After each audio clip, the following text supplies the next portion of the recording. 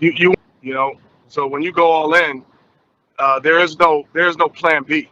Like there is no plan B. The eggs were in all baskets. You know, Lawrence understands that. I think the ownership understands that. They can't allow him to walk. They have to be 100% behind him in his injury, and they have to say this guy could come back and do it again because he's already come back from injury and played at an all-star and MVP level.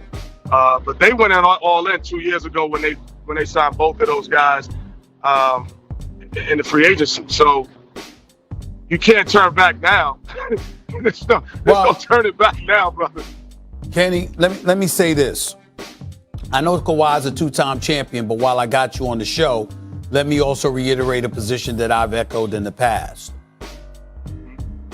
I have no problem recognizing Kawhi Leonard as one of the top 5 players, and the brother is just big time. There's no denying that. He's a two-time champion. We get that. But Kenny, I got serious doubts as to whether or not I would want to invest with him long term. You talk about a 1 or 2 year deal, that's different. But long term, speak to us a second about culture in the sport of basketball. When you instigate load management, when you play when you want to play, practice when you want to practice, and you're injury prone, how can that build the proper culture for you, particularly if you're the Los Angeles Clippers? What do you say to that? Well, they're handcuffed. They handcuffed themselves only because he won a championship doing that in Toronto. He was load management, coming in and out, practicing at certain times, sitting out games, and he won a championship, and he was healthy down the stretch. Then, if you say, I'm going to only offer you a 1 or 2 year deal, a 3 year deal, there's 20 other teams that would clear cap space and say, I'll take that chance, including a team in the same building, probably. We'll say, we'll take that chance. You know, I think that they put themselves in a position that he's won that way. If he had played at Toronto and they didn't win, then you could be like, well, hey, God, we gotta step back. We gotta give you like 3 year deal. We gotta see if you could practice. But since he's done it, and he's done it at the high level, and won the championship doing it, I think you're handcuffed to say this is the way it's going to be. Mm-hmm. Kenny, they left the good stuff for me, paying it forward. Tell us more about the Jet Academy. We talked to you about it when you launched it. We were pandemic, July 2020. What's going on with that? 6,000 members, virtual basketball instruction. You get the best. That's what we're doing here. That's why I'm here at Dean Smith Center in North Carolina. Nice. We're filming. We just filming 6 Man of the Year, Jordan Clarkson. Got Draymond Green, C.J. McCollum, and you get just personal one-on-one learning how to play the game. There's a lot of great trainers, but these guys tell you when to do stuff, why. There's a difference between just doing a drill. So if you go to thejetacademy.com, again, thejetacademy.com, sign up. Don't be a scrub this year. Don't come back after all of the pandemic in the summer and come back to your high school, your middle school, and be a scrub. Coach is like, what have you been doing the last 2 years? Yo, Kenny, just putting on COVID pounds. Yo, Kenny, I got news for you, man. I got breaking news for you. I might become a member, man. I fixed my knees up, bro. I might come to the Jet Academy. I might do that. I might do that, Kenny. I might do that. I'm trying to get back out there. I will say, Stephen A. always had a jump shot. He couldn't move and shoot, but he could shoot. Kenny. I'm coming back. Kenny, always a good time. Always a good time. Thank you so much for being with us. Have fun. Possible to average a triple-double in the NBA? What do you thought there? I would say, why not? Big baller, on my way to a triple-double. Westbrook's got his triple-double. Triple-double. Triple-double. Move over. Hang up. What he's doing is just electrifying. He just attacks everybody. There's no player like myself. He's made the triple-double look so easy. This shit ain't easy, though. I'll tell you that. History. Russell Westbrook has just surpassed Oscar Robertson.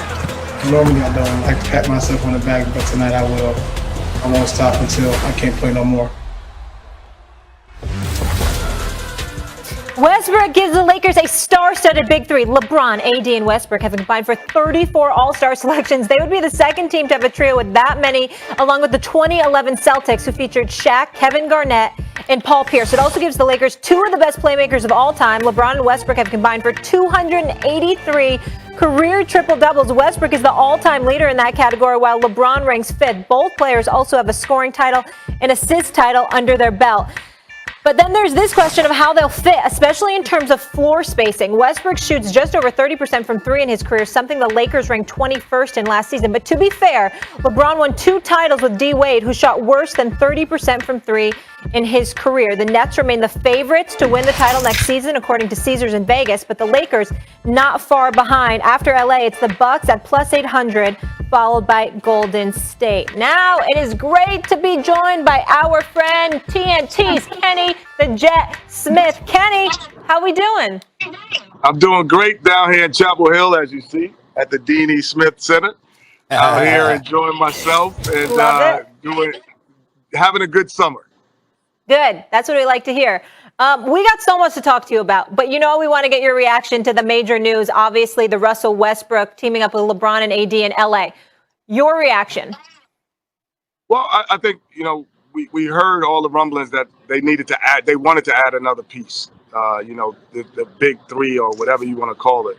Russell Westbrook, obviously, what he does, not just on the scoring end, but in terms of the pace of the game. It allows LeBron to be a finisher a lot instead of always the facilitator. And so, running that break, you have LeBron on the wing instead of with the ball a lot of times now. That's going to be a difficult situation for a lot of teams to handle. I feel you on that, Kenny. It's always good to see you, my brother. You know that. I feel you. I feel you on that. Here's where my reservation lies as it pertains to winning a championship, because I definitely think they'll be the Final Four in the NBA, but winning a championship. Couple of things. Number one, that pace of play you just alluded to. LeBron James is phenomenal of a conditioned athlete as he is. He's no young spring chicken any longer. And so that pace of play, that's not necessarily a guarantee in my estimation. That's number one. And number two, their perimeter shooting. Because we all know that when you talk about beating a Golden State, when you talk about beating the Clippers, when you're talking about beating the Nets potentially in an NBA Finals, you got to be able to shoot the rock, not just from the perimeter, but from the free throw line. And as I pointed out early in the show, LeBron James shot 69% from the free throw line last year. Russell Westbrook shot 65%. Kyrie was at 92. James Harden's at 86. KD was at around 87, 88. Those things matter. What do you say to that? I'd say the one thing that, for perimeter shooting, I thought I was a good shooter until I got to Houston. I became a great shooter because you go to Houston and you get an extra second because they're double teaming great players. And so when you're playing with a guy like LeBron and Russell and AD, if you're a good shooter, you become great because now you're going to be left open. It was the first time in my life, Steven and guys, that I was left open. So there are certain guys who probably had never been left open that long that will have, opportunities. If you think of guys like PJ Tucker when he was in Houston and even this year, they get shots and they get an extra second to think about it and to really set their feet. So that actually makes you a better shooter playing with those guys who are maybe a marginal guy who comes in and say he can knock down shots. Then all of a sudden he comes there and they say, man, he's a prolific three-point shooter. It's because you got extra time. Kenny, let's say they get two pure shooters to round out the starting five, right? Because they still got the sign and trade rights for Schroeder, and they have Talen Horton-Tucker. They have some stuff that may not work on this team, but other teams might be interested in. I look at the Nets. The difference is offensively, all three of their big three are, for their size, among the greatest scorers ever from anywhere, right? That's not the Lakers. But if the Lakers round out the starting five with a couple of pure shooters, is that enough, or does the shooting need to be distributed better among the guys who are going to touch the ball as the most, like Westbrook and LeBron and AD? Does that give the Nets an advantage if they should meet in the finals? Are we already negating the fact that the Milwaukee Bucks won the Yeah, because they only won because the Nets got hurt. Are we hurt. not Come going on, to Kenny. think that they're going to be back anywhere?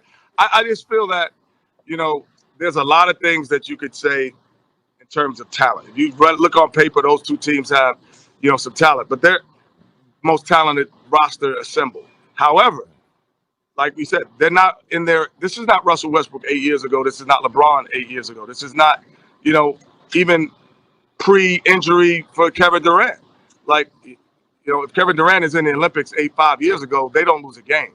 Like, he could take over all of those games. So this is not the same kind of guys. And, youthfulness, energy, playing together, that means something. So I wouldn't just hand those two teams, the East and the West, at all. I think that they're going to have to work for it. They have to stay injury free. They're going to be playing that saving him for this game, and that gets you out of rhythm. And I thought that got the Lakers out of rhythm this year, and we'll see if it doesn't do it this next year. Russell Westbrook, Kenny Smith, fourth team in 4 years. Teammates: Kevin Durant, Reggie Jackson, Serge Ibaka, Victor Oladipo, Paul George, James Harden again, Bradley Beal. No championship to show for it. And now has got LeBron James and Anthony Davis as his teammate.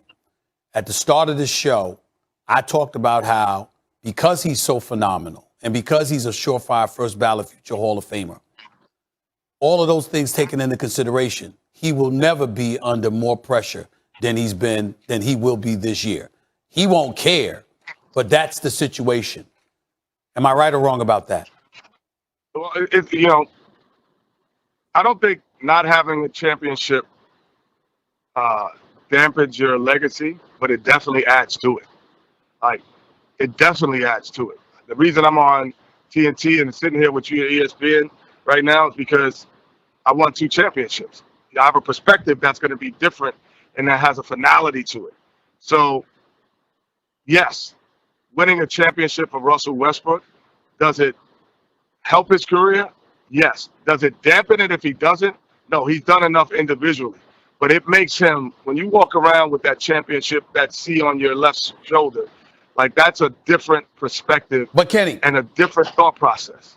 Yeah, but I'm asking you, coming into this season, I don't know of anybody who'll be under more pressure than him because of those things I outlined. What do you say to that? Brooklyn Nets. Okay. I say the Brooklyn Nets. The Brooklyn Nets are because you assemble this roster, then it wasn't healthy. You come back, you got to win it. You got to be in the finals. You got to be there because to me, then it's like, is this really what we should have done? And are we going to, are these guys going to stay hurt? Are they going to be healthy enough? Are they going to be cohesive enough? And to me, the Brooklyn Nets is just as much pressure as Russell Westbrook. And as a team, they probably have more pressure than any team to win a championship. Kenny, Clippers president of basketball operations Lawrence Frank, of course, said Kawhi, after having major surgery for the ACL tear, he wants to have Kawhi remain a Clipper a long time. Your reaction? I mean,